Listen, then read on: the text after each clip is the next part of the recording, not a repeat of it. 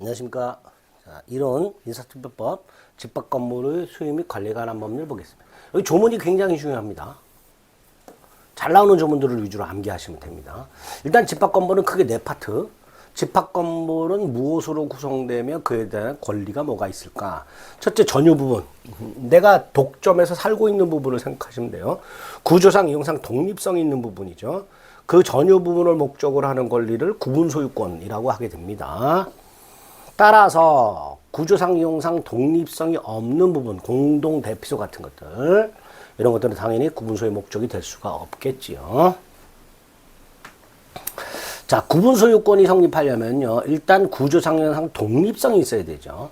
구조상 독립성이란 벽체로 분리된 걸 말하고요. 이용상 독립성은 별도의 출입문을 말하게 됩니다. 그러니까 공용 부분으로부터 다이렉트로 들어갈 수 있는 출입문, 이게 이용상 독립성이에요. 그러니까 집 안에 있는 문, 이거는 이용상 독립성이 없죠. 공용 부분에서 집으로 들어간 다음에 다시 전유 부분에서 또 열고 들어가야 되니까 그 각 방은 이용상 독립성이 없다라고 보는 거예요. 어쨌든 이렇게 구조상, 이용상 독립성이 있는 부분에 대해서 플러스 구분 소유 의사가 있어야만 구분 소유권이 성립하게 됩니다. 구조상, 이용상 독립성이 있다는 것만으로 바로 구분 소유권이 성립하는 게 아니고요. 구조상, 이용상 독립성이 있고 플러스 구분소유 의사, 그게 구분행위예요. 구분소유 의사 표시, 그게 구분행위입니다.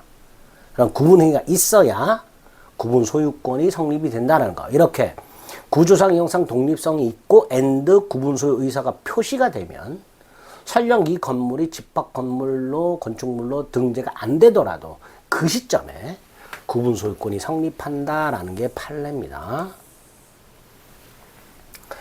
구분소유 의사 같은 경우는 건축허가 신청서나 분양계약서에 표시가 되겠죠. 이렇게 건축허가 신청이나 분양계약서 또는 건물 외벽에 프랜카드를 붙여 각층 분양 광고 이런 식으로 그런 구분 건물을 하겠다는 구분 의사가 객관적으로 표시. 이게 뭐예요? 이퀄 구분행위죠. 그러면 집합 건축물 대장에 설령 등록되지 않더라도 건물이 완성이 돼서 구조상, 이용상 독립성이 인정이 되면 그 시점에 구분소유가 성립한다라는 거예요. 구조상, 이용상 독립성 플러스 구분행위. 구조상, 이용상 독립성을 갖추고 구분행위가 있든 구분행위가 먼저 있고 나서 나중에 구조상, 이용상 독립성을 갖추든 이 두 가지 요건을 모두 구비한 그 시점에 구분소유가 성립하게 됩니다. 그죠? 증축도 마찬가지죠. 증축했을 때 이 증축 부분이 기존 건물에 부합이 될 수도 있고 구분 소유가 될 수도 있는데 이거 뭐예요? 소유자의 의사에 따라서 결정이 되는 거죠. 그죠? 그렇게 확인하시면 되겠습니다. 당연히 구조상, 이용상 독립성을 갖추지 못한 복도 계단 따위에는 구분 소유권이 성립될 수 없는 거죠. 설령 그 복도 계단이 건축물 관리대장에 독립한 별개의 구분 건물로 등재가 되어 있다더라도 무효죠. 등기부에도 소유권, 구분 소유권의 목적으로 등기가 되어 있다 하더라도 그것도 무효죠. 그러니까 무효에 기초한 등기에 기초한 경매도 무효죠. 따라 낙찰자는 그 구조상, 이용상 독립성이 없는 부분에 대해서 소유권을 당연히 취득할 수가 없게 될 겁니다. 구분 소유권은 전유 부분을 목적으로 하는 권리. 당연히 복도 계단은 구분 소유권을 목적으로 할 수가 없다라는 판례가 나올 수밖에 없죠. 그다음에 공용 부분은 복도 계단 생각하시면 되는데요. 다만 이 공용 부분에 대해서 권리가 뭐냐? 공유자의 지분권. 이게 공용 부분에 관한 권리예요. 공용 부분에 관한 물권이라고도 합니다. 구분 소유권하고 별개의 권리입니다. 복도 계단에 관한 공유 지분권 같은 것들이 공용 부분에 관한 물권이 됩니다. 자, 이러한 공용 부분은 두 가지가 있습니다. 법정 공용 부분 또는 구조상 공용 부분 또는 당연 공용 부분이라고 부르게 됩니다. 복도 계단을 생각하시면 됩니다. 당연히 법정 공용 부분, 구조상 공용 부분, 당연 공용 부분, 여기가 공용 부분이다 라는 걸 등기할 필요가 없죠. 반면에 규약 또는 공정증서로 공용 부분으로 하기로 한 것이 있어요. 규약이나 공정증서에 의해서 공용 부분으로 된 것이에요. 근데 요거는요, 구조상 형상 독립성이 있어요. 그러니까 외관상 전유 부분처럼 보여요. 그런데 규약이나 공정증서로 공용 부분으로 된 거예요. 그러니까 당연히 여기는 공용 부분이다 라는 취지가 등기가 돼야 되겠죠. 육안으로는 전유 부분처럼 보이니까 어쨌든 공용 부분은 두 가지로 나누시고 그중에 규약상 공용 부분만은 여기는 공용 부분이다 라는 취지를 등기해야 될 겁니다. 그 공용 부분은 원칙이 구분소유자 전원 공유입니다. 전원 공유. 다만 일부 구분소유자만 공유하도록 제공되는 게 명백하더라. 우리 아파트 같은 거 최근에 1층에다 현관문에다가 번호키 붙여놓잖아요. 그러니까 요 라인에 사는 사람들만 들락하잖아. 그럼 요 건물의 복도랑 계단은 그 일부 구분소유자의 공유다 이렇게 보시면 되는 거예요. 그럼 당연히 전원에 공용되느냐 일부에 공용되느냐 뭘 갖고 판단하는 거예요? 이렇게 구조 가지고 판단해요. 그 공용분에 관한 지분 비율은 어떻게 따지느냐? 전유 부분 가액 비율이 아니라 면적 비율로 따집니다. 복도 계단에 대한 지분 비율은 어떻게 따진다고요? 전유 부분 면적 비율. 이게 이제 나중에 대지 지분권에도 적용이 되고요. 관리단 집회 의결권에도 적용이 됩니다. 다 똑같아요. 공용분에 관한 지분권 이퀄 대지 지분권 이퀄 의결권 다 같다고 생각하시면 돼요. 뭘 기준으로 한다? 전유 부분 면적 비율 이걸로 기준하게 됩니다. 당연히 복도 계단은요. 전유 부분과 뗄 수가 없죠. 그래서 공용분에 관한 권리는 전유 부분의 처분에 따르고 따라서 분리 처분 절대로 못하고 따라서 공용분에 관한 물권의 특실 변경은 따로 등기가 필요 없죠. 세 번째 꼭 기억하세요. 또 아파트에 흠이 있었어요. 뜯어보기 전에는 전유 부분에 발생한 하자인지 공용분에 발생한 하자인지를 잘 모를 거 아닙니까? 그럴 때는 그 하자는 공용 부분에 존재하는 것으로 추정을 하게 됩니다. 이런 거 기억하시고. 대지 땅이죠. 땅은 두 가지가 있습니다. 일단 법정 대지가 있습니다. 이거는요.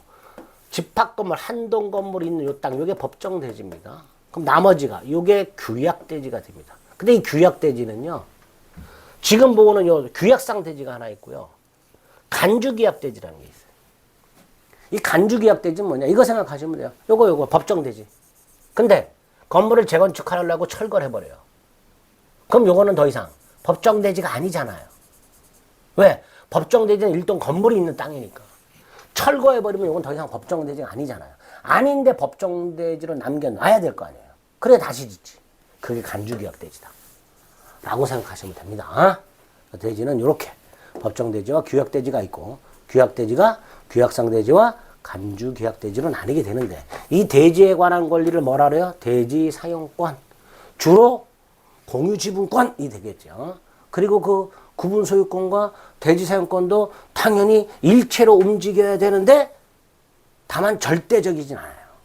자, 일체로 움직인다. 101호에 내려진 가압류나 101호에 내려진 저당권이나 101호에 내려진 경매 다 어디에도 효력이 미친다? 대지권에도 미치니까 경락이는 대지권을 취득한다. 이렇게 되겠죠. 그게 일체성이야. 다만 공용보호에 관한 물권과는 달리 규약으로 분리처분을 정할 수 있어요. 규약으로. 분리처분. 따라서 규약에 정해져 있지 않는 한 분리처분될 수 없다. 경매에 하더라도 분리처분될 수 없다. 자, 문제가 규약에 분리처분할 수 있다 라고 정하지 않았어. 규약으로 분리처분을 정할 수 있는데 보통은 정하지 않아요. 그럼 분리처분이 금지가 됐죠. 문제가 생겼어. 대지에 관해서만 권리 취득한 사람이 나타났어. 분리처분한 거죠. 이때 분리처분할 수 있다고 정하지 않아서 분리처분이 금지가 되어 있는데 이 분리처분 금지가 등기가 되어 있지 않다면 분리처분 금지가 등기가 되어 있지 않다면 대지에 관해서 선의로 소유권 따위를 취득한 제3자에 대해서 선의로 대항하지 못한다. 자, 여기서 선의가 뭐냐? 분리처분이 금지되어 있다는 사실을 모르는 선의를 말하는 게 아니라 내가 취득한 이 대지가 집합 건물의 대지임을 모른 채 권리취득한 그런 선의를 의미한다. 선의의 의미 조금 까다로운데 그거 하나 좀 기억을 해주시기 바랍니다. 대지 사용권의 비율, 전유분의 처분에 따른 대지 사용권의 비율, 전유분 면적 비율이래요. 전유분 면적 비율. 자, 4번 대지 당연히 원칙적으로 분할 청구 금지죠. 5번 민법 267조가 배제된다. 무슨 뜻이죠? 267조가 뭐였어요? 공유자가 상속인 없이 사망하거나 공유 지분을 포기하게 되면 그 지분은 다른 공유자에게 귀속이 되는데 여기를 집합건물법에 적용을 해버리면 구분 소유자가 사망했을 때 구분 소유권은 국유가 되고 나머지 복도 계단에 대한 공유 지분권과 대지에 대한 공유 지분권은 다른 공유자에게 귀속이 돼서 구분 소유권과 나머지가 분리 처분되는 현상이 나타나게 되죠. 그러니까 민법 267조는 적용이 안 된단 말이죠. 아파트 소유자가 상속인 없이 사망하거나 아파트 소유권을 포기하게 되면 그 소유권뿐만 아니라 공용보호에 관한 물권과 대지 사용권까지 전유 부분에 관한 구분 소유권과 함께 국유가 됩니다. 267조는 적용이 안 된다라는 거 확인하시기 바랍니다. 자, 이렇게 구성 부분과 권리 확인하시고요. 자, 중요한 게 구분 소유자의 권리 의무입니다. 그 중에서도 공용보호에 관한 권리 의무, 조문을 암기하셔야 됩니다. 공용보호는 복도 계단은 사용만은 어떻게 해요? 면적 비율을 그러면 안 돼요. 용도에 따라 사용합니다. 용도에 따라. 잊지 마세요. 아주 중요합니다. 자, 공용보호를 변경을 할 때, 변경. 3분의 2 찬성. 다만, 개량을 위한 것으로 돈이 많이 안 드는 거, 콘도 공용보호 변경, 요거는 이 과반수. 구분소유자의 과반수 및 의결권의 과반수. 자, 변경, 뭐 쓰게? 원칙 3분의 2. 예외 과반수. 이렇게 되죠. 예외 과반수. 판례 하나 봅니다. 공용부분의 용도 및 형상 변경이 이용관계의 단순한 변화를 넘어서 집합건물의 구조를 변경하여 구분소유의 전유 부분에 대한 소유권의 범위 및 대지 사용권의 변동을 일으킨다. 뭐가 있을까요? 이런 거. 수직 또는 수평, 증축 리모델링. 그러면 공용 부분을 전유 부분으로 편입시킴으로써 구분 소유권의 범위나 이런 게 변동이 되잖아요. 이런 것들은 공용 부분의 변경이라고 할 수가 없다. 민법상 공유물 처분 변경이든 따라서 전원 동의가 필요하다. 3분의 2가 아니라 전원 동의가 필요하다. 그런 거 확인하시고. 그 다음 변경 중에서 자, 좀 전에 공용분의 변경이 원칙이 3분의 2 예외가 과반수잖아요. 그런데 권리 변동 있는 공용분의 변경, 건물의 노후화 억제 또는 기능 향상 등을 위한 것으로 구분 소유권 및 대지 상권의 범위나 내용의 변동을 일으키는 공용분에 관한 변경 몇 분의 4? 5분의 4. 그러면 좀 전에 이거하고 충돌하잖아요. 뭐라고 돼 있어요? 권리의 범위 및 대지 상권의 변동을 일으킨다고 돼 있잖아요. 이건 민법상 공유물 처분 변경으로서 전원 동의가 필요하다고 돼 있잖아요. 그죠? 근데 집합건물법에서 법을 바꿔가지고 이렇게 권리 변동 있는 공용분의 변경은 3분의 2가 아니라 5분의 4 찬성을 받아라. 이렇게 조문을 개정을 했단 말이죠. 왜 그럴까요? 재건축도 5분의 4인데 재건축 집합건물법에 좀 전에 뭐 수직이나 수평 증축 리모델링을 전원 동의 받으라 그러면 그게 더 어려워지잖아요. 그죠? 근데 어쨌든 판례는 요렇게 말을 하고 있고요. 그러니까 요 판례하고요. 요 전원 동의 요 판례하고 요 집합건물법 개정 조문이 충돌합니다. 일단은 충돌하는데 판례 따로 요거 따로 일단 기억을 하시면 돼요. 그러니까 조문을 물어볼 때는 5분의 4고요. 판례를 물어볼 때는 전원 동의라고 일단 기억을 하시면 됩니다. 그러니까 문장이 이렇게 나오는 거예요. 공용부문의 용도 및 형상 변경이 전유 부분에 대한 소유권의 범위, 대재산권의 변동을 일으키는 경우 이렇게 나오면 표현이 이렇게 변경이 요렇게 나오면 요렇게 문장이 요럴 때는 전운동이 민법상 공유물 처분 변경에서 전운동이 요렇게 나오시면 되고, 반면에 요런 게 앞에 전제로 깔릴 수도 있고 안 깔릴 수도 있는데, 요렇게 구분소유권 및 대지상권의 범위 내용에 변동을 일으키는 공용부분의 변경, 요게 이제 조문이에요. 문구 그대로. 위에 거랑 아래 거랑 거의 똑같기는 하지만 표현을 조금 차이에 주목을 해서 조문, 이때는 5분의 4 기억하시면 됩니다. 변경에 이르지 않는 관리는 과반수죠. 통상의 집행권이. 다만 보존행위는 각자가 할 수 있고요. 관리 중에서 변경은 3분의 2, 변경이 아닌 관리는 과반수, 그 중에 보존은 각자가, 이렇게 되겠죠. 그렇게 확인하시면 되겠습니다. 조문에 아주 좀 구질구질하게 되어 있습니다. 1번, 2번은 됐고요. 보존은 각자가 할 수 있다. 부담이나 수익은 전유 부분 면적 비율입니다.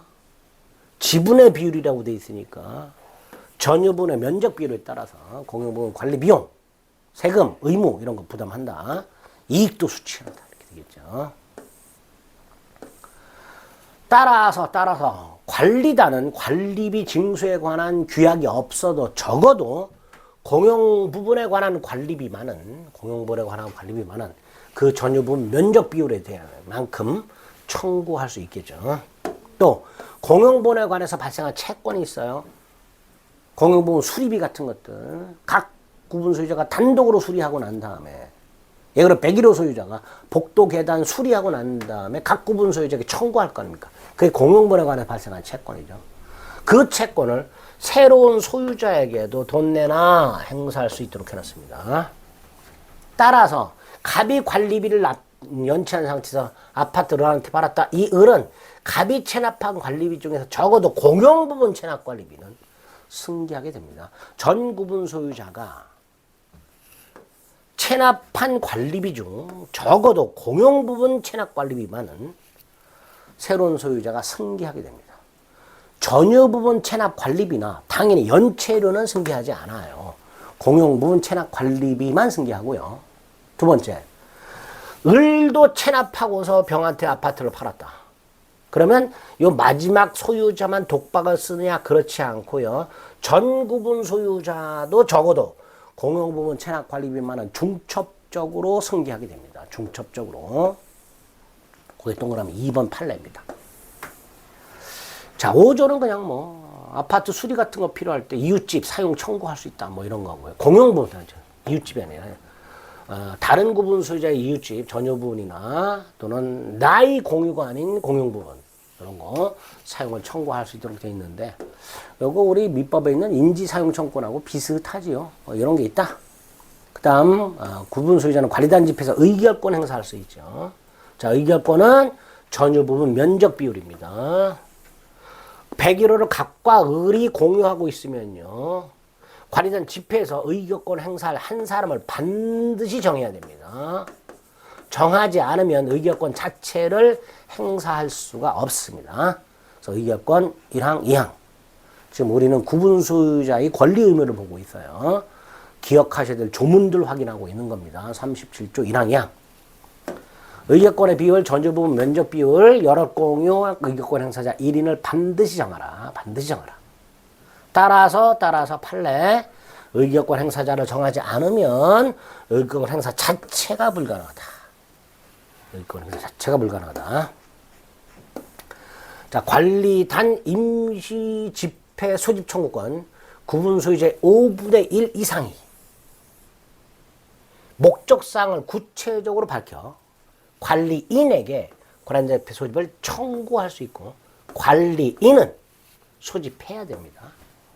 만에나 이 청구를 받았음에도 불구하고 관리인이 일주일 내에 청구받은 날부터 2주일 이내의 날을 관리단 집회 소집일로 잡아서 소집 통지 절차를 밟아야 되고요. 만약 그걸 밟지 않으면 소집을 청구한 구분 소유자가 그 다음 법원의 허가를 받아서, 이게 중요합니다. 법원의 허가를 받아서 소집할 수 있습니다. 임시관리단 집회 2항, 3항 확인하시고요. 각 구분소 원래 관리인은요 관리단 집회에서 구분 소유자의 과반수 및 의결권의 과반수로 선임 또는 해임합니다. 단 요 해임에 대해서만 특별한 게 하나 더 있어요. 관리인의 부정한 행위 등을 알게 된 구분 소유자가 관리단 집회를 소집해서 해임 결의하는 번거로움을 피하기 위해서 그 각 구분 소유자가 단독으로 법원에 해임을 청구할 수 있도록 규정하고 있습니다. 6번 아파트를 분양받는데 하자가 생겼다. 당연히 시공자 및 분양자가 책임져야 되죠. 하자 담보 책임. 자, 이 하자 담보 책임과 관련해서는 다른 거 다 필요 없고요. 누가 하자 담보 책임을 추궁하는가? 분양자 및 시공자에게 하자 담보 책임을 추궁할 수 있는 사람이 누구냐? 최초 분양자가 아니라요. 현재 구분 소유자입니다. 현재 구분 소유자. 현재 아파트 소유자에게 부담합니다. 그 다음 그 담보 책임을 추궁할 수 있는 기간과 관련해서 하나만 기억합니다. 건물의 주요 구조부 및 집안공사의 하자가 있을 때는 10년 내에 행사해야 돼요. 10년 내. 그럼 언제부터 10년이냐? 전유 부분을 최초 구분 소유자에게 인도한 날. 요때부터 10년. 요것만 기억하시면 돼요. 요때부터 10년이다. 요것만 기억하시면 됩니다. 분양자 및 시공자가 부담한다. 누가 행사한다? 현재 구분 소유자가 행사한다. 언제부터 언제까지? 전유분을 인도받은 날부터 10년 내 이렇게 되겠죠. 그 정도 확인하시면 되고요. 3번은 뭐 잠 안 올 때 한번 읽어보시면 됩니다. 자, 여기서 이제 조심할 게 하나 있는데요. 아파트를 분양받았을 때 그 담보 책임이 크게 두 가지예요. 하자, 보수 청구권. 고쳐라, 수리해라. 수리 청구입니다. 수리 청구. 여기 하나 있고요. 그 다음에 손해 배상 청구권이 있어요. 두 가지인데 이 손해배상 청구권을 우리 대법원은 하자 담보 추구권이라고 불러요. 손해배상 청구권을 누구한테 손해배상 청구권을 뭐라고 부른다고요? 하자 담보 추구권이라고 불러요. 판례가. 자, 두 번째. 이거 누구한테 인정된다 그랬어요? 현재 구분 소유자. 단, 요 하자보수 청구권만은 관리단, 관리인, 입주대표회의도 행사할 수 있어요. 하지만 이 손해배상은 당연히 현재 구분 소유자만 행사할 수 있겠죠. 손해배상 청구는 현재 구분 소유자만. 입주자 대표회의는 하자보수는 청구할 수 있어도 하자담보추급, 즉 손해배상 청구권을 행사할 수가 없습니다. 뭐 이런 것들 판례 조심하시고. 구분 소유자 의무, 잠 안 올 때 한번 읽어보세요. 내력법 따위 같은 거 철거하면 안 되겠죠. 그 의무를 위반했을 때 이런 거 행사할 수 있다라고 되어 있는데 뭐 신경 안 써도 됩니다. 책임, 관리단 채무에 대해서 책임져야 되죠. 관리단 재산으로 다 못 갚아 그러면 구분 소유자들이 전유분 면적 비율에 따라서 그 채무를 변제해야 되겠죠. 새로 이사 온 사람도 그 책임을 부담해야 됩니다. 새로 소유자가 된 사람도 그 책임을 부담해야 되고요. 다만 전 구분 소유자가 체납한 관리비를 전부 승계하는 건 아니고요. 그 체납한 관리비에 대해서는 공유 부분 체납 관리비만 승계한다고 말씀을 드렸습니다. 전유 부분 체납 관리비나 연체료는 승계하지 않는다라고 말씀을 드렸고요. 자, 이제 세 번째가 관리죠, 관리. 그 중에 관리단이 있습니다. 자, 관리단은 집합 건물의 구분 소유자 전원을 구성원으로 해서 별도의 조직행위, 별도의 설립 절차를 거칠 필요 없이 당연히 성립하는 비법인 사람입니다. 별도의 조직행위나 설립 절차가 필요 없다라는 거, 그게 관리단입니다. 그래서 관리단은 어떤 조직행위를 거쳐야 비록 성립하는 단체가 아니라 구분 소유 관계가 성립하는 건물이 있을 때 당연히 그 구분소의 전원을 구성으로 당연히 성립하게 됩니다. 그래서 임차인 등 점유자는 관리단의 구성원이 될 수가 없어요. 구분 소유자만 관리단 구성원이 되는 게 원칙입니다. 근데 예외가 하나 있어요. 니은 아파트를 분양받았고 수분양자 분양대금을 완납을 했고 전유 부분을 인도받아 현재 그 전유분에 거주는 하고 있으나 전유부분 등기는 받지 못한 사람 아직. 그럼 이 사람은 아직 구분 소유자는 아니잖아요. 아파트를 샀으니까 등기를 해야 소유권 취득하잖아. 근데 대금 다 줬고 인도받아 점유까지는 하고 있지만 구분 소유권 이전 등기를 안 했으니까 아직 구분 소유자는 아니지만 구분 소유자에 맞먹는 사람으로서 비슷하다, 준하는 것으로서 관리단 구성원이 된다면 돼. 이걸 행사할 수 있단 말이죠. 따라서 관리단은 원칙적으로 구분 소유자로만 구성이 돼야 되지만 반드시 그래야 되는 건 아니고 구분 소유자와 구분 소유자가 아닌 자로 구성된 관리단도 있을 수 있다. 이렇게 되겠죠. 설립 등기 안 할 테니 비법인 사단으로 보게 될 것이고요. 그 관리단이 모여서 뭔가를 결의하는 최고 의사결정기관을 관리단이라고 하고요. 관리단은 집회가 두 가지가 있죠. 관리단 집회. 정기관리단 집회와 임시관리단 집회가 있는데 임시관리단 집회는 아까 봤던 거 요거 2항 3항 요거 하나 확인하시면 되고요. 정기관리단 집회 기억합니다. 관리인 매년 회계년도가 끝나고 3개월 내에 업무 보고해야 될 거 아니에요. 그걸 위해서 정기관리단 집회를 소집하여야 한다라고 되어 있습니다. 이게 정기관리단 집회다.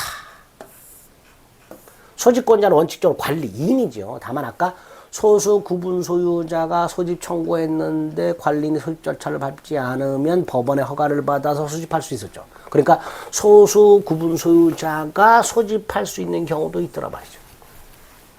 소집하려면 원칙적으로 소집 통지를 해야 돼요. 집회일이 있을 거 아닙니까? 그 일주일 전에 어떤 걸 심의 결의할 것인가를 명확하게 제시하여 각 구분 소유자에게 통지하도록 하고 있습니다. 이게 소집 절차예요. 다만 이 소집 절차를 생략할 수 있습니다. 구분 소유자 전원 동의가 있으면 소집 절차를 생략하고 소집할 수 있습니다. 그다음 모여갖고 결의하는 것들이 있겠죠. 결의사항은 소집 통지를 했을 때는 그 통지한 것만 결의하는 거예요. 반면에 전원 동의 받아서 소집 통지 없이 소집했을 때는 결의사항에 제한이 당연히 없겠죠. 어떤 걸 결의할지 통지하지 않았으니까 뭐 그런 예외가 있을 수 있다. 결의사항. 그래서 니은 구분소유자 전원 동의에 의해서 소집 절차를 거치지 않고 소집된 집회에서는 제한 없이 결의할 수 있다. 자, 의결권 전유 부분 면적 비율. 어떻게 행사? 출석하여 직접 행사.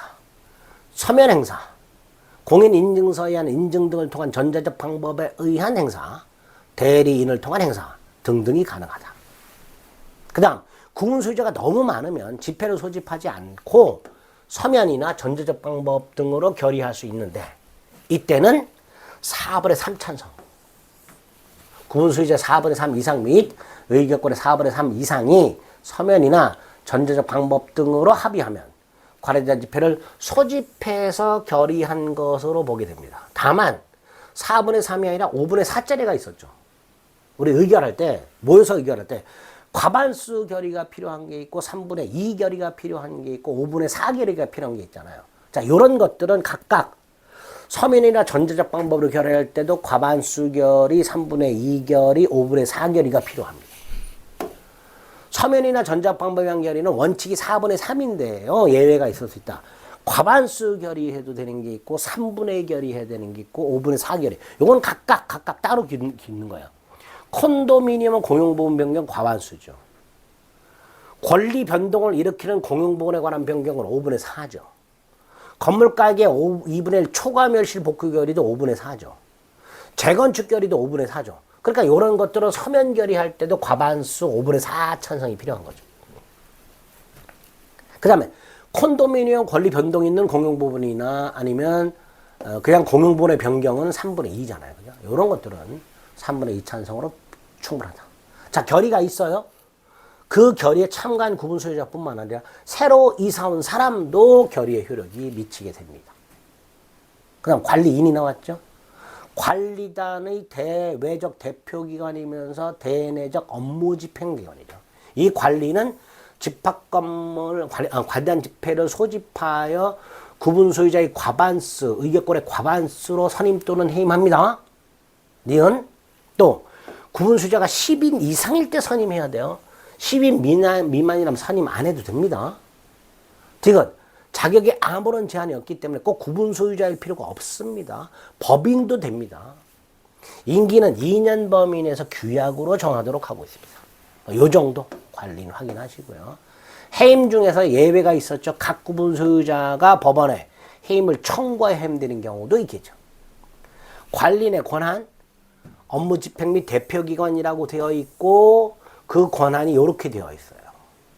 예전에 다음용 관리인의 권한이 아닌 것에서 전유 부분 보존행위가 답으로 나온 적이 있습니다. 전유 부분 보존행위는 구분 소유자가 해야지 관리인이 해야 되는 게 아니죠. 어쨌든 이렇게 조문 확인하시고 관리인의 권한과 의무 그냥 간단히 눈쪽만 찍으세요. 아니 보지 마세요. 그냥 관리인 이런 권한 한 번 나온 적이 있으니까 다시 나오긴 좀 어렵습니다. 관리인은 매년 1회 이상 사무보고 해야 되고요. 회계감사도 필요하겠죠. 전유 부분이 150개 이상이냐 50개 이상부터 150개 미만이냐에 따라서 50개 이상이라면 외부감사를 받아야 하고요. 50개부터 150개 미만이라면 구분소유자 5분의 1 이상이 서명해서 요구했을 때 감사인의 회계감사를 받도록 하고 있습니다. 뭐 이런 것들 간단히 눈도장 찍으시면 됩니다. 그럼 4번 관리위원회가 있네. 이 관리위원회는 관리단의 규약으로 두게 되는데 왜 두느냐? 관리인 사무 집행을 감독하기 위해서. 그래서 아까 관리인의 업무가 있었잖아요. 이거요. 각호행, 공용부분 보존행위 같은 것들. 그거를 관리인이 할 때 관리위원회가 있다면 그 관리위원회의 결의가 필요합니다. 없으면 그냥 하면 되고요. 있으면 그 결의를 받아야 된다. 두 번째 관리위원회는요. 관리단을 당연히 관리위원회를 관리단에 두니까 당연히 관리위원회 위원은 구분 소유자 중에서 선임해야 됩니다. 관리위원회는 어디에 둬요? 관리단에 두잖아. 관리단은 구분 소유자로 구성되잖아요. 그러니까 당연히 관리위원회 위원은 구분 소유자 중에서 선임을 해야 되죠. 즉 구분 소유자가 아닌 자는 위원이 될 수가 없죠. 자, 아까 관리인은요, 구분 소유자가 아니어도 했잖아요. 그러니까 당연히 관리인은 관리위원회 위원이 될 수가 없어요. 임기는 똑같아요. 관리인하고 2년 범위 내에서 규약으로 정하도록 하고 있습니다. 이런 거 확인하시고요. 규약, 자치법규죠. 조심해야 됩니다. 규약의 설정이 의무화되어 있지 않습니다. 규약을 설정할 수 있다라고 되어 있을 뿐. 이렇게 돼 있죠. 건물의 대지와 부속시설의 관리 또는 사용에 관한 구분소유자를 하여 어쩌고 저쩌고 규정이 없으면 규약으로 정할 수 있다. 정하여야 한다. 정할 수 있다. 라고 되어 있으니까 규약의 설정이 의무화되어 있지 않습니다. 규약의 종류는 이런 게 있고 두 번째. 규약의 설정 변경 폐지는 몇 분의 몇? 4분의 3. 찬성에 의해서 설정 변경 폐지할 수 있는데 요거는 지우세요. 요거는 잘못되어 있네요. 5분의 4가 아니라 서면 결의가 몇 분의 몇이었어요? 4분의 3이었었죠. 서면 결의는 4분의 3. 아까 4분의 3이었습니다. 4분의 3. 그 다음에 규약의 효력, 새로운 소유자에게도 그대로 효력이 있고요.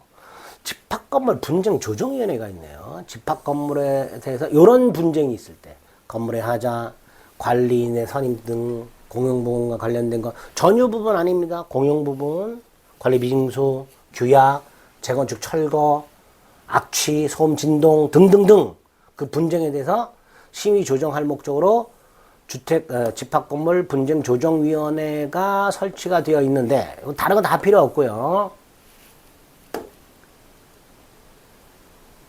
조심해야 될 거. 조정의 절차. 일단 조정 신청을 받은 날부터 60일 내에 조정 절차를 마쳐야 되고요. 30일 범위 내에서 한 차례만 연장. 이건 주임법에는 없었어요. 주임법이나 연장. 한 차례만 연장. 그다음에 조정이 끝났다. 조정안을 작성해서 지체 없이 각 당사자에게 제시하고 제시받은 당사자가 14일 내에 수락 여부를 통지해야 되는데 만약에 수락 여부를 통보하지 않으면 여기서 중요해요. 조정안을 거부가 아니라 수락한 걸로 봅니다. 수락한 거. 이거 조심해야 돼요. 보통 통보하지 않으면 대답을 하지 않으면 거절로 보잖아요. 지금까지 봤던 게. 근데 이거는 수락한 걸로 봅니다. 뭐 그 정도?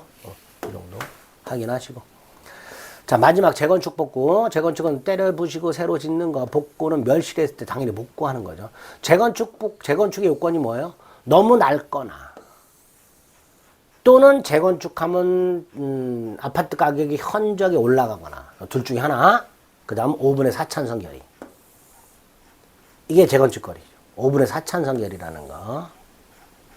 상가 집합 건물 구분 소유자들이 이걸 위해서 추진되는 전유 부분의 수직 증축. 재건축 절차와는 달리 관리된 집회 결의만으로는 허용되지 않는다라는 판례. 이게 아까 그거였었죠. 뭐예요? 공유물 처분 변경 이렇게 되죠. 전원동의 뭐 그랬었죠.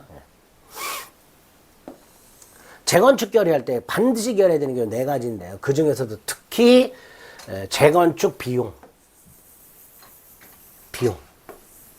분담 이거 정해야 되죠. 특히 판례 중에 재건축 비용 분담에 관한 사항은 누락해서는 안 되고 실행된 게 다시 정하지 않아도 될 정도로 그 분담액을 정하거나 또는 적어도 산출 기준은 정해야 된다. 그것조차 정하지 않은 결의는 무효다. 산출 기준조차 정하지 않은 재건축 결의는 무효다. 용도 변경 재건축됩니다. 인접당과 합해서 재건축하는 거 다 됩니다. 결의.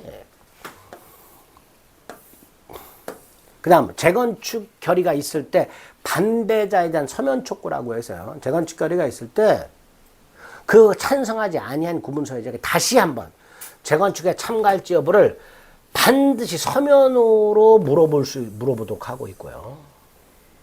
그 촉구받은 사람이 2달 내에 회답이 없으면 참가한다가 아니라 참가하지 않는다는 뜻을 회답한 걸로 보게 됩니다.